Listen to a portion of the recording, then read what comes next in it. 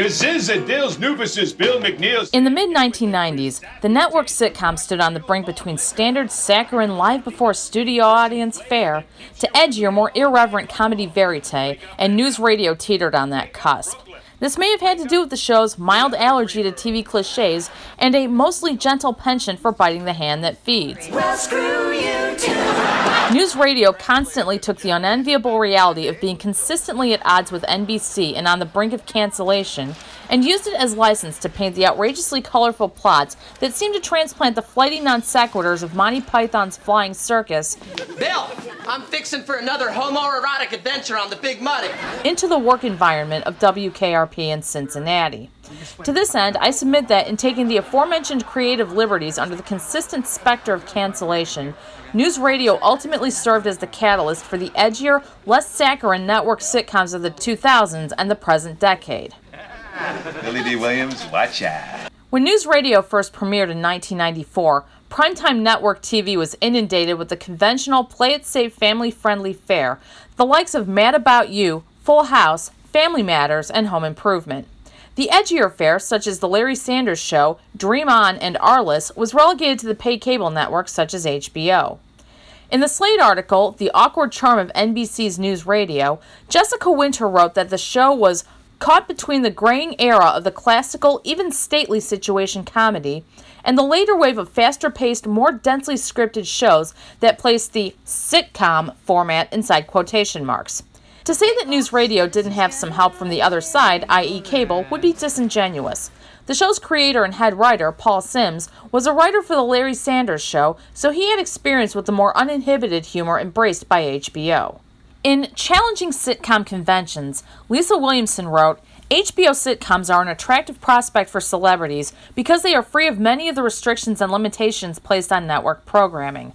As a pay cable network, HBO not only offers a space for self-parody, but it also allows serious subjects to be tackled and strong language to be used without fear of recrimination from potential advertisers. Shifting colors to the more stringent censorship structures of the networks from the comparatively libertine criteria of HBO may have influenced Simms to push the envelope at NBC to critical strain. The pilot set the stage for the lunacy that was de rigueur in the studios of WNYX. Dave Nelson, played by Dave Foley, has just arrived as the station's new news director, and Jimmy James, the station owner, played by Stephen Root, has a daunting first task for him. No, I'd rather have you do it today. Rather have me do what today? Fire Ed. It seems easy. You want me to fire Ed? That does it. I quit. No, actually, Ed quit. But it has its complications. Get the box, will you, Dave? Dave, Ed quits 3 times a week. You could also take Inappropriate, the first regular episode of the first season, where Andy Dick's character Matthew Brock stumbles upon the worst possible pronunciation for Amy Fisher's predatory paramour. Possible mispronunciations of that name. You seem to have stumbled upon absolutely the worst one. On the air. Buttafuoco.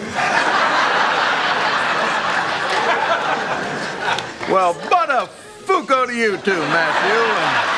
And if you'd said it that way on the air, we probably wouldn't have lost 2 sponsors this morning. Oh, my God. If anything influenced NewsRadio's penchant for pushing the envelope, however, it was the Sisyphean battles that Paul Simms faced with NBC regarding content and scheduling. In Inappropriate, rather than drag out the sexual tension between Dave Nelson and his news producer Lisa Miller, played by Maura Tierney, Simms had them sleep together right off the bat and let the tension come from the aftermath. Okay, you want to know what I think? I think in a former life, you two were some kind of animals that did it a lot. According to the AV Club, in the second season, the movie 4 Weddings and a Funeral was making its network premiere on NBC, who accordingly wanted to do a 3 funerals and a wedding gimmick for its Tuesday night programming. Simms' answer to NBC's edict? The episode Rat Funeral. This is the last time I'm telling you. This is the mail drop. And this is the incinerator. Scheduling hampered NewsRadio's chances of increasing its standing in the ratings. In An Oral History of TV's NewsRadio, during the show's 5-year run, NewsRadio switched time slots a purported 11 times at the hands of NBC's then head of scheduling, Preston Beckman. According to the cast, Beckman moved the show around because he hated it. As a result, NewsRadio's Nielsen ratings were inconsistent, never breaching number 26. The inconsistency in the ratings cast a shadow of uncertainty as to the show's future, and Sims integrated this sense of impending doom into his scripts as a preemptive FU to the network. The weirdness factor increased by exponential proportions, according to Winter, not out of shark-jumping desperation, but the giddy freedom of no expectations. NewsRadio met its end in 1999 after 5 seasons as a combined result of the aforementioned inconsistent ratings and problematic scheduling. Many argue, though, that the series never regained its momentum in the aftermath of Phil Hartman's tragic murder between the 4th and the 5th seasons.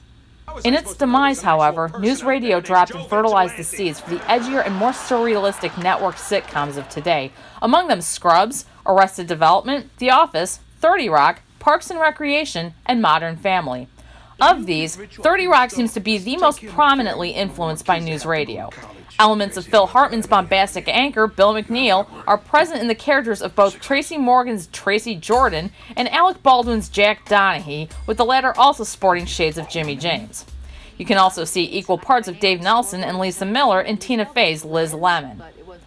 To conclude, the flame that was NewsRadio only flickered for a short while, but it was enough to ignite the movement toward the edgier network sitcom fare that we enjoy today. Ron Swanson, Jack Donaghy, Michael Bluth, Dr. Perry Cox, Michael Scott, and their contemporaries owe a huge debt to the merry band of misfits at WNYX.